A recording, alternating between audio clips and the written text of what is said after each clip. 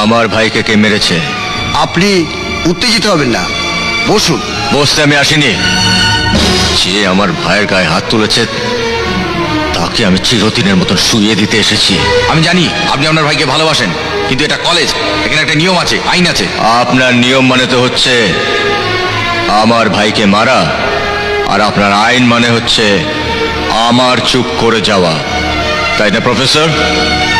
এই আইন নিয়ম দেখিয়ে আপনারা আমাকে চুপ রাখতে পারবেন না। আপনি রেগে যাচ্ছেন কেন?